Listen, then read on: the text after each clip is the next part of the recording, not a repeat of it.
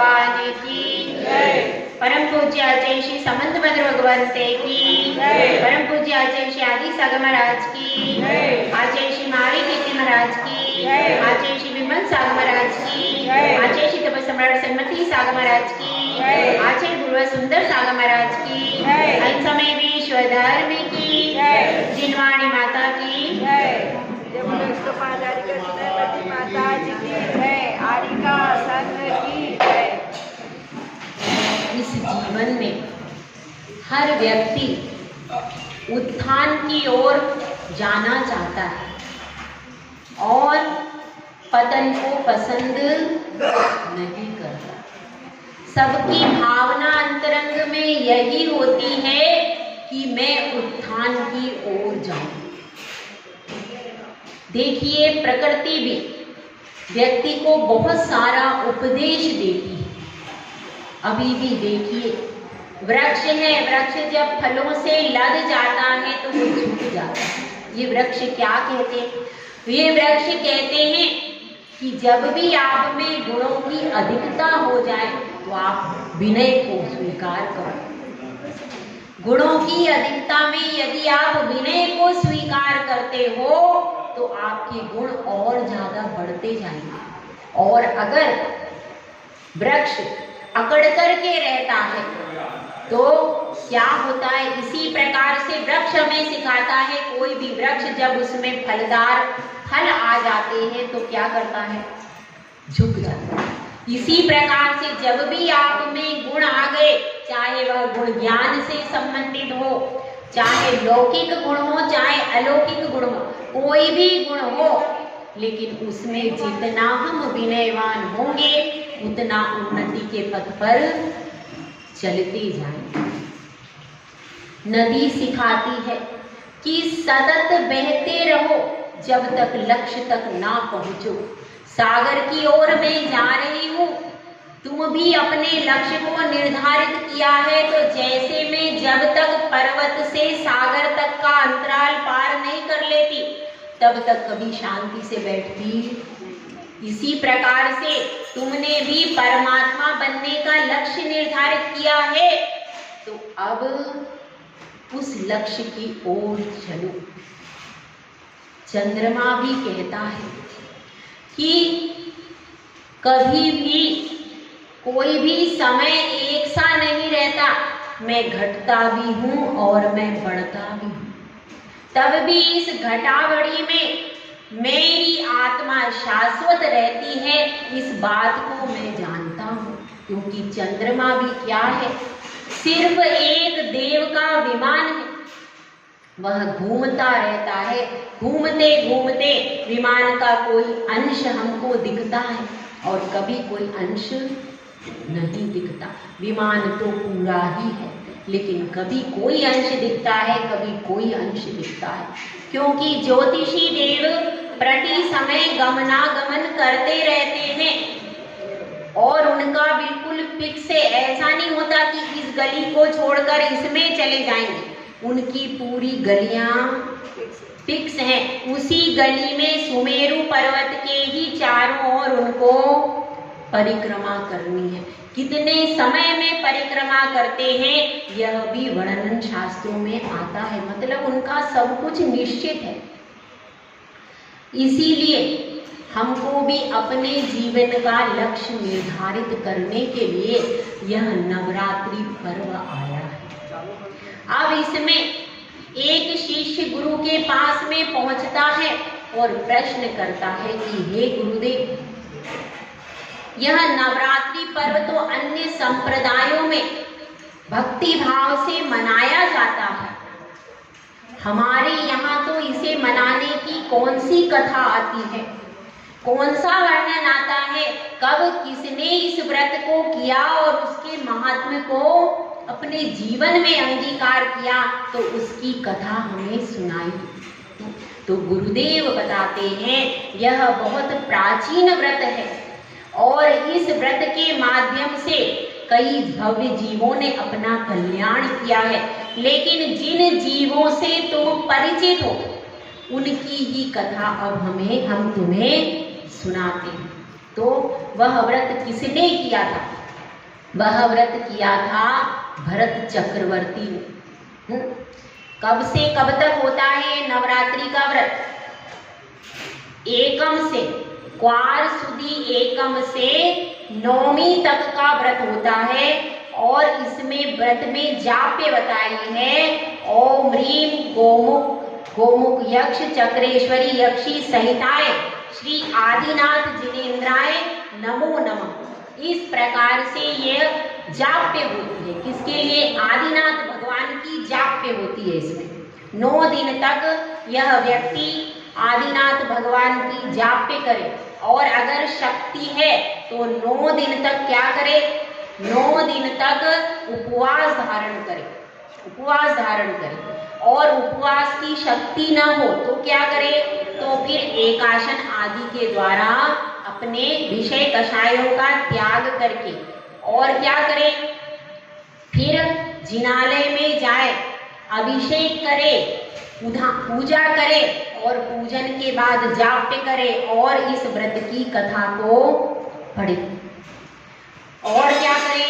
और बताया है कि दिन भर पूरा धर्म ध्यान में व्यतीत करके, ये इसमें रात्रि भी विशेष है तो इसलिए पूरी रात्रि भर जाप्य के द्वारा अथवा जाप्य है, भजन है, पूरी रात्रि का जागरण करना चाहिए। पूरी रात्रि जागरण पूर्वक व्यतीत करे। किसमें? धर्म ध्यान में। तो जो जीव इस व्रत को करते हैं उनके जीवन से दुख संकट टल जाते हैं। हमारे सामने उदाहरण है भरत चक्रवर्ती। इस व्रत को किसने किया? तो इस व्रत को किया था भरत चक्रवर्ती। इस काल में सबसे पहले चक्रवर्ती है आदिनाथ भगवान के पुत्र। और देखिए इस व्रत के महात्म्य से 9 दिन तक उन्होंने व्रत किया, उपवास किया और उपवास करने के बाद फिर कहाँ गए? फिर हुए विजयादशमी के दिग्विजय के दिन निकले वहां से।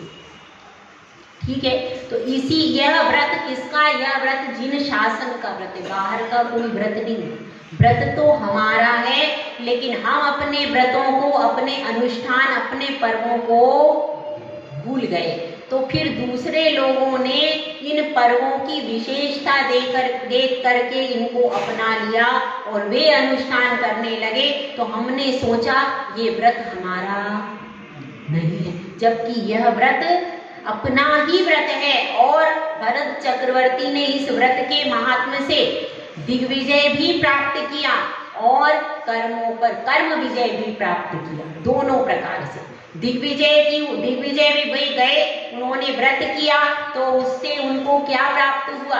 उससे उनको मोक्ष भी प्राप्त हुआ और उस भव में भी वे सर्व धन धान्य से संपन्न चक्रवर्ती पद को उन्होंने पाया।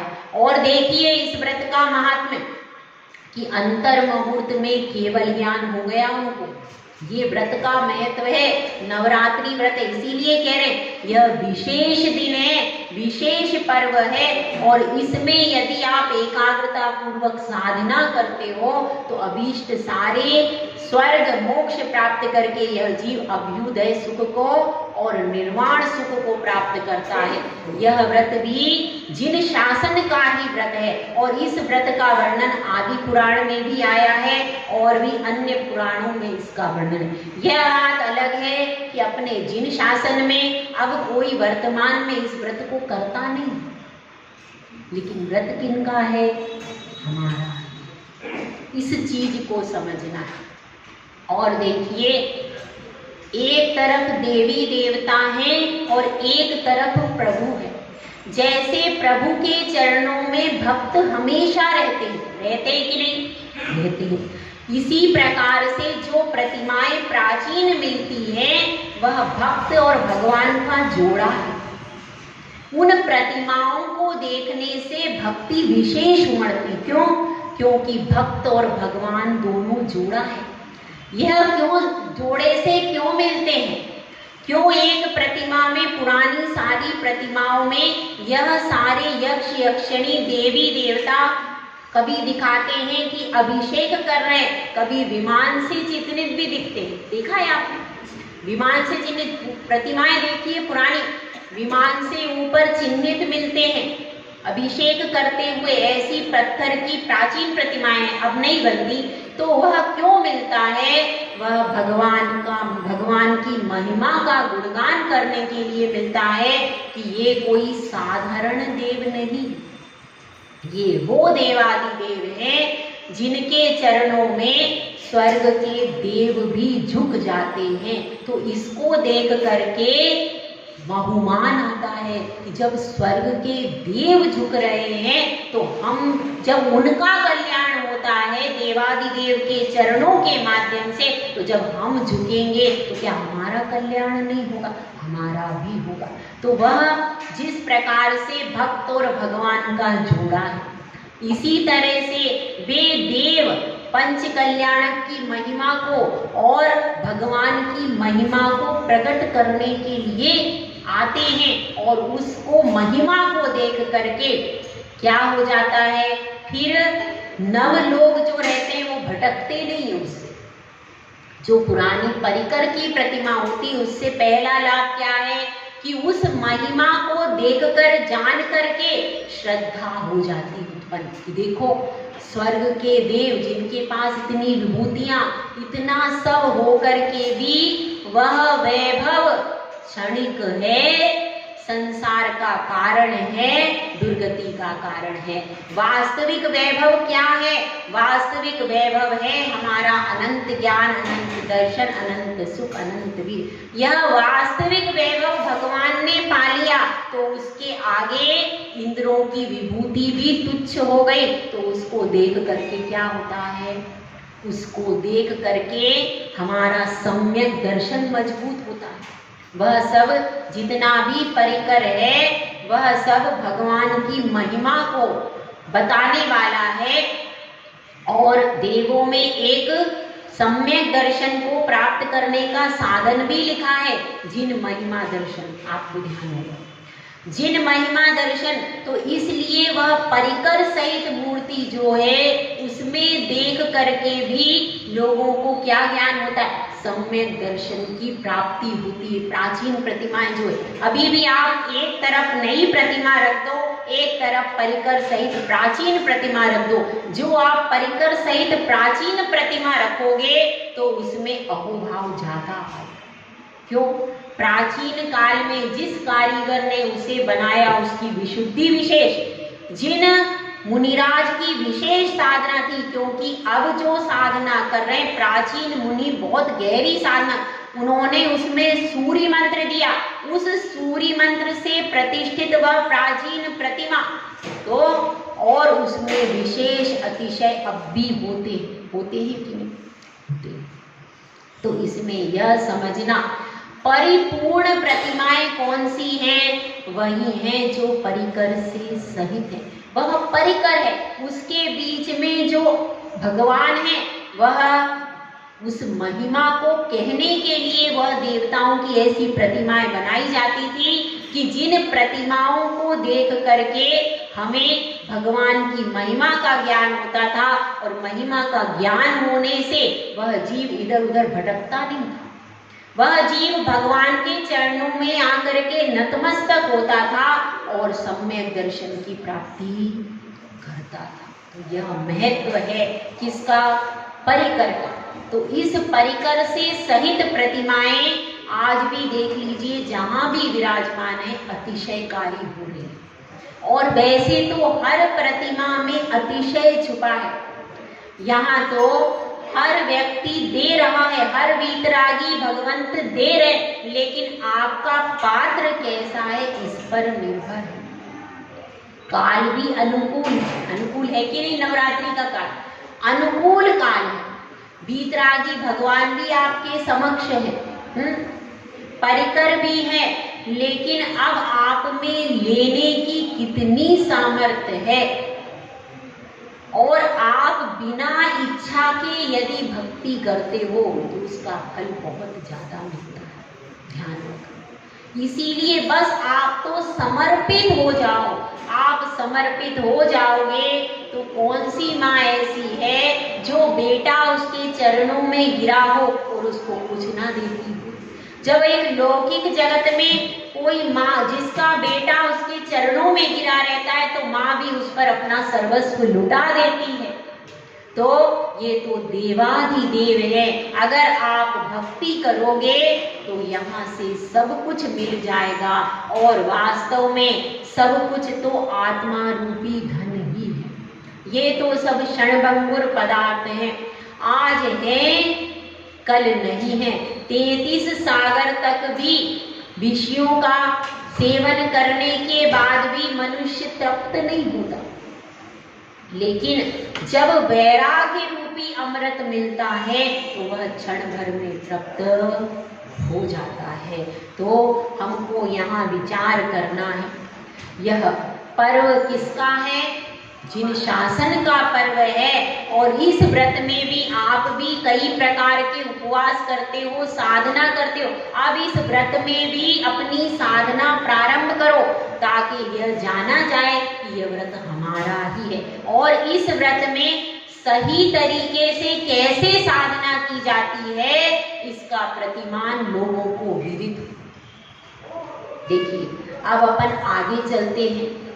तो इसमें उपवास जैसे बताया गया है तो उस उपवास के अंतराय क्या होते हैं ये अपन आचार्य समंतभद्र स्वामी के द्वारा समझते हैं। गाथा नंबर 110।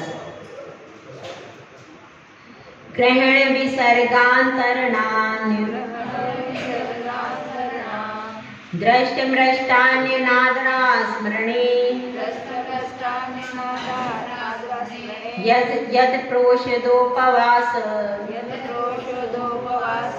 व्यतिलंघन पंचकम तदिदम।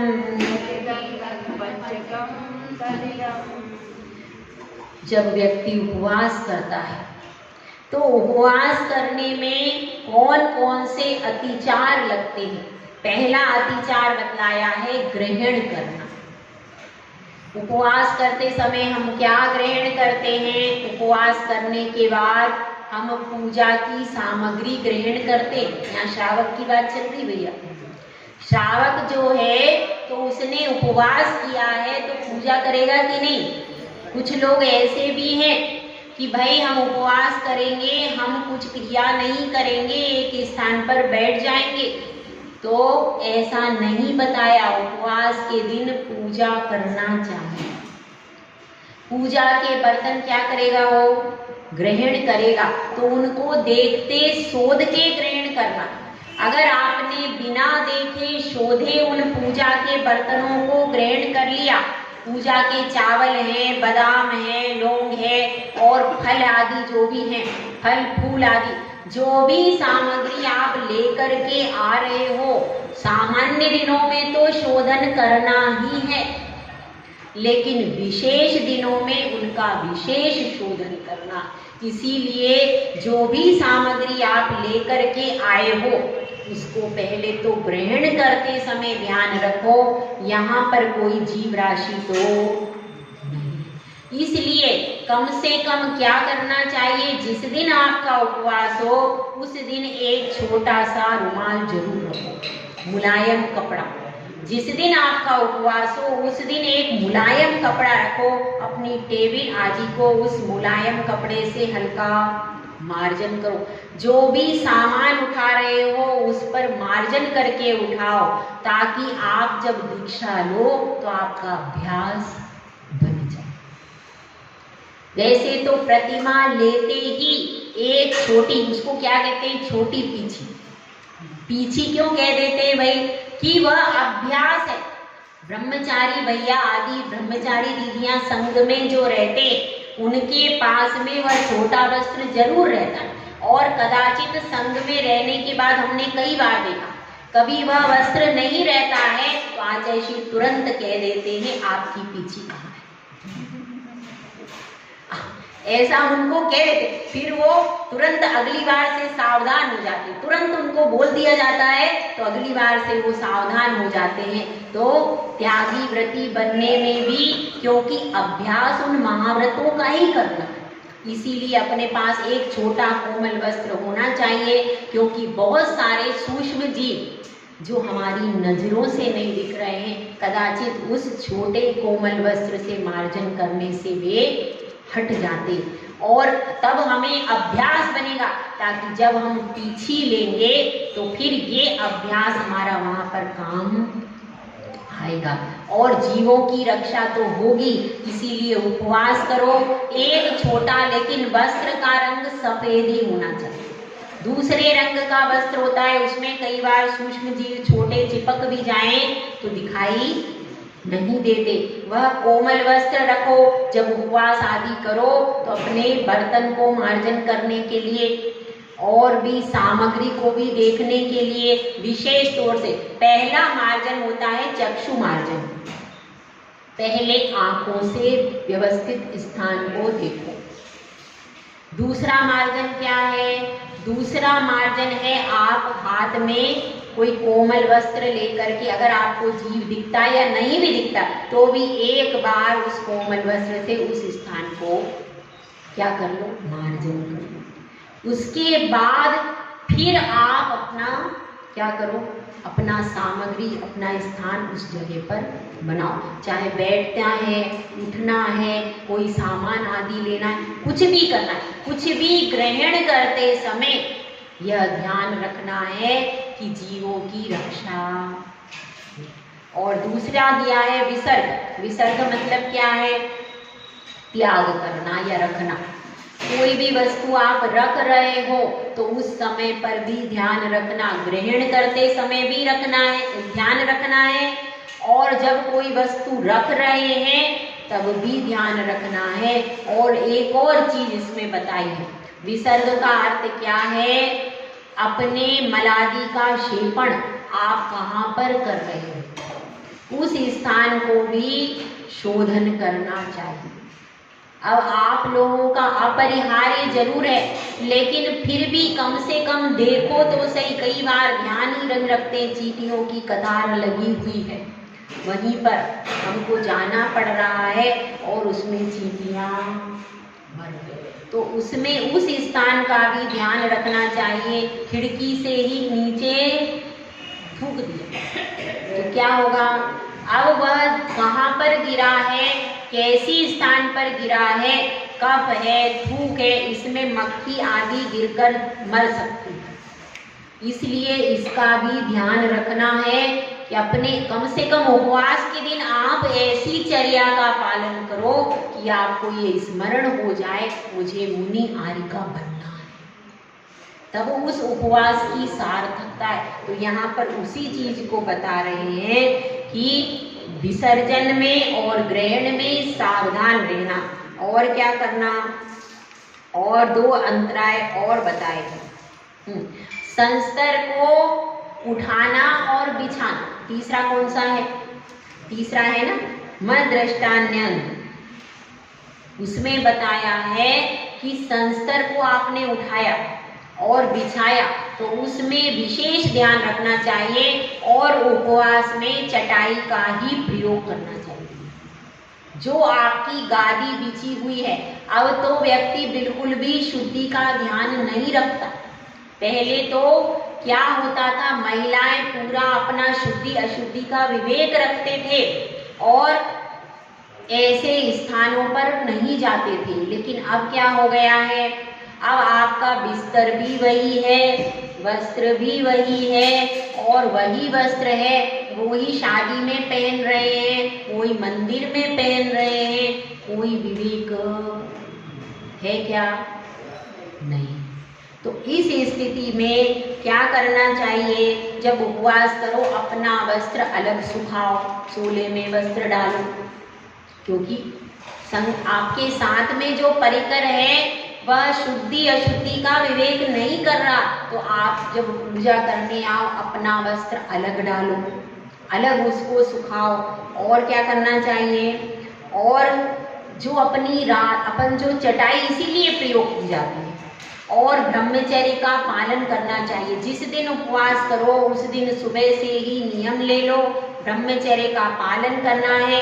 एक अपना छोटी चटाई अलग रखो, अपना जो ओढ़ने का बिछावन है वह भी अलग प्रयोग करना। जो बिस्तर से छुआ हुआ हो उसका प्रयोग ना करें, क्योंकि वह शुद्ध नहीं। और आप चटाई पर बैठोगे, सुबह उठोगे, जाप भी करोगे, उसमें सामायिक भी करोगे, तो इसलिए अलग आपकी चटाई होना चाहिए और उस चटाई पर और फिर एक आपको ओढ़ना है तो आपके ओढ़ने का भी वस्त्र अपना स्वयं का होना चाहिए। इस तरह से हम, क्योंकि जितने शुद्ध भाव तो चाहिए, साथ में शुद्ध द्रव्य भी चाहिए, द्रव्य भी शुद्ध होना चाहिए। जैसा द्रव्य, जितना आप द्रव्य भी शुद्ध रखोगे उतने भावना भी शुद्ध होती चली जाएगी। और दूसरा क्या बताया, अनादर और अस्मरण।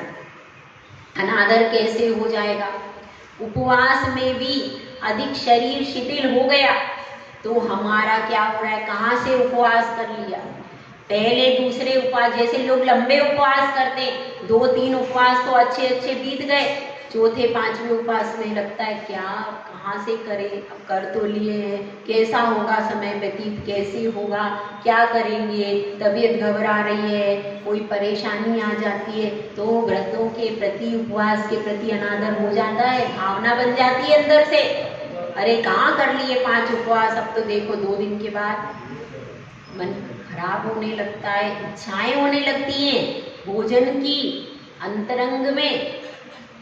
फिर क्या होता है, पारने के दिन इच्छा होती है मेरे को यही चाहिए।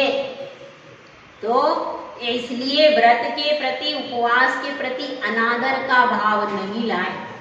इसीलिए इसमें बताया था, धर्म के अमृत को कानों से प्रति समय पीते रहो। अपने लिए स्वाध्याय बहुत सहायक बनता है। जिसका स्वाध्याय मजबूत है वो हर परिस्थिति से मुकाबला कर लेता है, हर परिस्थिति। और जिसका स्वाध्याय मजबूत नहीं है उसके विचलन की बहुत सारी धाराएं मिल जाती हैं।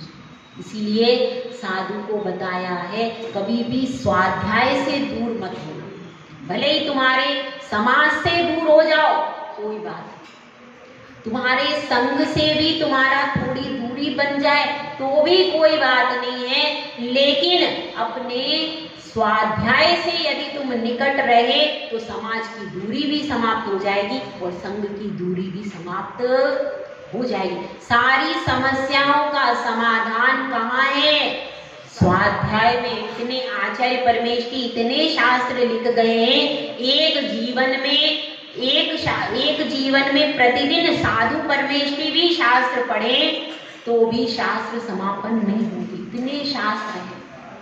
कोई भी साधु परमेश की पूरे शास्त्रों को अच्छे से पढ़े तो उसका जीवन समाप्त हो जाएगा, लेकिन शास्त्र इतने आचार्य परमेश की हमारे उपकार के लिए लिख करके गए हैं। तो अनादर नहीं करना हमारा अहोभाव है कि आज हम उपवास कर रहे हैं। और अस्मरण, भूल जाना। अब अपना व्रत था, कौन से दिन का था, चंदन छठ, ठीक है, चंदन छठ का व्रत था, लेकिन अपन भूल गए, याद ही नहीं रहा, सप्तमी अष्टमी आ गई, पता नहीं चला। इसी तरह से अष्टमी चतुर्दशी का पुरुषोत्तोपवास करना था, लेकिन अष्टमी चतुर्दशी को अपन बाहर चले गए, घूमने चले गए, कुछ भी ऐसा प्रसंग आया कि जो अष्टमी चतुर्दशी को करना था वह उपवास अपन भूल गए। तो यह क्या हो गया, अस्मरण, भूल जाना। तो इस तरह से भी पूरे समय जागरूक रहना चाहिए कि भाई अष्टमी चतुर्दशी है, अपने को एकाशन करना है, उपवास करना है। जो अपनी शक्ति है वो प्रकट करने के लिए ये 2 दिन है। अष्टमी चतुर्दशी की क्या विशेषता है, अष्टमी चतुर्दशी की यह विशेषता है कि इन दिनों में व्यक्ति के परिणाम चंचल होते हैं और परिणामों के चंचल होने से आपकी पाप प्रकृतियों की बहुलता होती है। तो उस समय यदि आप 8 दिन में 1 दिन उपवास, व्रत, अनुष्ठान आदि कर लेते हो तो उसके बल से आपकी पाप प्रकृतियां धीरे धीरे क्षीणता को प्राप्त हो जाती हैं और आप आत्मा के उत्थान के पद पर पहुंचते हो। क्योंकि ये संधि काल है। कैसा संधि काल, महीने, पूरा महीना होता है, महीने में 8 दिन का एक पीरियड हो गया और 8 दिन का 1 पीरियड हो गया। पक्ष का संधि काल है अष्टमी चतुर्दशी 15 दिन का। और देखिए जो अमावस्या का समय है, पूर्णिमा का समय, उस समय पर क्या स्थिति होती है, ज्यादातर उपद्रव होते हैं। बाहर भी देखिए लौकिक जगत में अमावस्या के लिए। और क्या होता है, समुद्र की स्थिति है, समुद्र में ज्वार और भाटा आता है। प्रकृति में भी विचलन होता है। प्रकृति में भी जब चंद्रमा उन्नत रहता है, पूर्णमासी रहती है, तो सूर्य का क्या हो जाता है, ज्वार, एकदम सूर्य ऊपर को चढ़ता है उस समय। और जब अमावस्या होती है तो क्या हो जाता है, एकदम भाटा हो जाता है, उतर जाता है। मतलब जब एक समुद्र में भी उतार चढ़ाव आता है इन जगह पर, तो मनुष्य के परिणामों में क्यों नहीं आएगा, मनुष्य के परिणामों में भी आता है। प्रकृति में जो उतार चढ़ाव आता है, उसी प्रकार से मनुष्य के परिणामों में भी उतार चढ़ाव आता है। और इसलिए उन उतार चढ़ाव को संतुलन करने के लिए अष्टमी चतुर्दशी को उपवास की विधि बताई है। और भी एक कारण है, स्वास्थ्य की दृष्टि से भी यदि आप उपवास करते हो तो स्वास्थ्य की दृष्टि से भी 8 दिन में यदि आप एक उपवास कर लो, एक एकाशन भी कर लो, तो आपका शरीर जो रोग हो रहे हैं वह रोग उसमें कम होते चले जाएंगे। मगर कंटिन्यूटी स्टार्टिंग में दिक्कत जाती है। स्टार्टिंग में आपने फर्स्ट उपवास किया, फर्स्ट एकाशन किया, प्रॉब्लम जाएगी। लेकिन धीरे धीरे जब आपका शरीर उसमें अभ्यस्त हो जाएगा तो आपके लिए भी वो इजी हो जाएगा और आपके शरीर से भी धीरे धीरे व्याधियां समापन की ओर चली जाएंगी। क्योंकि एक दिन की छुट्टी शरीर को चाहिए। एक दिन की छुट्टी किसको चाहिए, शरीर को भी। मशीन पूरे दिन काम करती है, रविवार के दिन उस मशीन को छुट्टी लेते, फैक्ट्री का ऑफ होता है। आपके शरीर को आप ऑफ कब देते हैं, एक दिन शरीर का भी ऑफ रखो।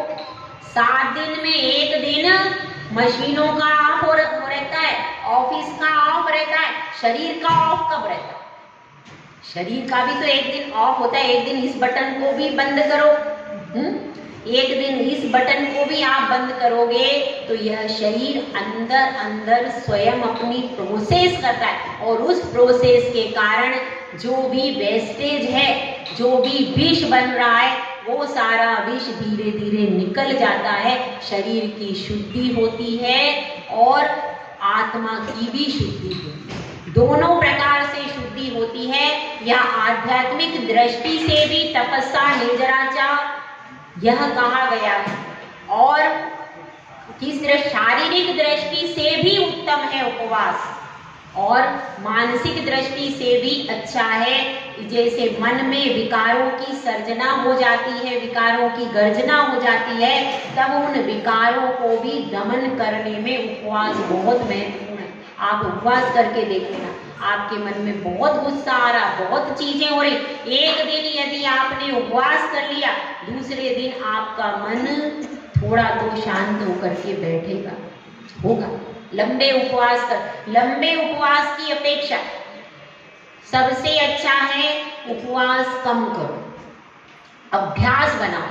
पहले एकाशन का अभ्यास बनाओ, एकाशन का अभ्यास हो जाए। एकाशन में पहले एकाशन लेकर के शाम को क्या करो, पानी फल आदि ले लो, स्टार्टिंग कर रहे हो। उसके बाद जब आप देख रहे हो कि मुझे शाम को पानी फल की आवश्यकता नहीं है, तो फिर एकाशन प्रारंभ करो। और जब आपके पास 2 उपवास की शक्ति हो तो एकाशन करो। क्यों? ताकि परिणाम कंट्रोल में हो। एकाशन कर लिया, एकाशन करने के बाद जब आप अभ्यस्त हो जाओ एकाशन का, तब आप प्रारंभ करो उपवास प्रारंभ करो।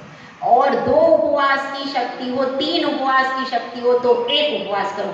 केवल उपवास ही नहीं करना है, उसके साथ में अभिषेक करना है, पूजन करना है, स्वाध्याय करना है, सारी क्रियाएं आपको मुनिवत करना है। तो फिर उसके लिए भी शक्ति चाहिए। उपवास मतलब ये थोड़ी है कि अपने सो जाएंगे लेट कर पूरा दिन, उस दिन पूरी धर्म के अनुसार प्रवृत्ति करनी है। इसलिए यह बताया है कि प्रोषितो उपवास करो लेकिन शक्ति कीजिए, शक्ति प्रमाण, शक्ति बिना श्रद्धा धरे। ऐसा नहीं कर लेना कि इकट्ठे उपवास के पीछे कभी नहीं भागना, लंबे उपवास के पीछे नहीं भागना चाहिए। अपने हफ्ते में एक उपवास या एक एकादशी करो और उस समय पर अपना धर्म ध्यान द्विगुणित करो। यह शरीर धर्म का साधन है। जब आपका अभ्यास अच्छा हो जाए, एक उपवास करने के बाद आपके शरीर में किसी भी प्रकार की कोई वेदना उत्पन्न नहीं हो रही है, धर्म ध्यान निराबाध तरीके से हो रहा है, उत्साह बढ़ता जा रहा है, तो फिर 2 उपवास का अभ्यास करो। ये विधि है, विधिवत कार्य करोगे कभी भी शरीर में विकृति नहीं आएगी और शरीर भी स्वस्थ रहेगा, मन भी स्वस्थ रहेगा, मस्तिष्क भी सक्रिय करेगा और आप एकदम से केवल आहार पानी को त्याग करके कार्य करोगे तो एकदम से कार्य करने के कारण परिणामों में विचलन आने की संभावना ज्यादा होती है। तो इस तरह से अपने को ध्यान रखना है कि उपवास करते समय अपने परिणामों की विशुद्धि प्रति समय बनी रहे। अब अपन देखते हैं वैयावृत्ति, अंतिम शिक्षाव्रत की बात चल रही है। अंतिम शिक्षाव्रत कौन सा है? वैयावृत्ति। अतिथि संविवाह किसके अनुसार बतलाया? तत्वा सूत्र के अनुसार। अपन एक गाथा इसकी पढ़ेंगे। दानम वैयावृत्यम, दानं वैयावृत्यं, धर्माय तपोधनाय गुणनिधये, धर्माय तपोधनाय गुणनिधये, अनपेक्षितोपचारो, अनपेक्षितोपचारो, प्रक्रिमग्रहाय विषविभवेन। वीर्यप्रग्रहाय विभवेन। वैयावृत्ति का लक्षण बताया गया है। इसमें बताया गया है दान। वैयावृत्ति में क्या शामिल किया गया है? दान को वैयावृत्ति में शामिल किया गया है और उसको किसको देना चाहिए? तो इसमें बताया गया है धर्म के लिए, तपोधन के लिए। जो तपोधन है, तपोधन मतलब मुनिराज हैं, आरिका हैं, क्षुल्लक क्षुल्लिका आदि गृह त्यागी, जो तपोधन जो है गृह त्यागी हैं, उनके लिए क्या देना चाहिए? दान देना चाहिए। और अनपेक्षितोपचारो पक्रिमग्रह विभ्य, मतलब उसमें किसी भी प्रकार की अपेक्षा नहीं रखना कि मैं यह दान दे रहा हूँ, अब यह इससे मुझे मुनिराज ये वस्तु दे दें, यह मुझे मिल जाए, मेरे मकान का काम हो जाए। किसी भी प्रकार की अपेक्षा से रहित होकर के दान देना है। किस अपेक्षा से सहित होना? मुझे मुक्ति का लाभ हो, मेरी अच्छे से समाधि हो, मुझे सम्यक दर्शन की प्राप्ति हो, मैं भी मुनि, ये भावना। दुख खो कम खो गोइलाओ सुगई गमनम समारी मरणम जिन गुण संपत्ति हो नित्यम। अष्टपावण में 3 प्रकार का निदान बताया, प्रशस्त, अप्रशस्त और भोगकृत। प्रशस्त निदान में क्या आता है? ये जो मैंने आपको बताया, दुख खो कम खो गोइलाओ सुगई गमनम समारी मरणम जिन गुण संपत्ति हो, ये प्रशस्त है। जब हम भावना गाते हैं समाधि मरण प्राप्त हो, यह भी प्रशस्त निदान है, पर यह करने योग्य। अप्रशस्त कौन सा है? विषय भोगों की आकांक्षा वाला। और भोगकृत क्या है? जिसमें मैं चक्रवर्ती बनूं, मैं अर्धचक्री बनूं, ऐसी भावनाएं होती हैं। तो हमारे लिए सिर्फ एक ही निदान करना चाहिए। कौन सा? प्रशस्त निदान। प्रशस्त निदान के अलावा और हमारे लिए छोड़ने योग्य है। तो इसमें यही बताया है, दान दे मन हर्ष विषय आता है ना, ये भव सुख पर भव सुख देके। तो इस प्रकार से दान के बारे में आपको आगे भी बहुत अच्छा समझाया जाएगा। जय बोला जय सुंदर सागर महाराज की जय माता जी की जय।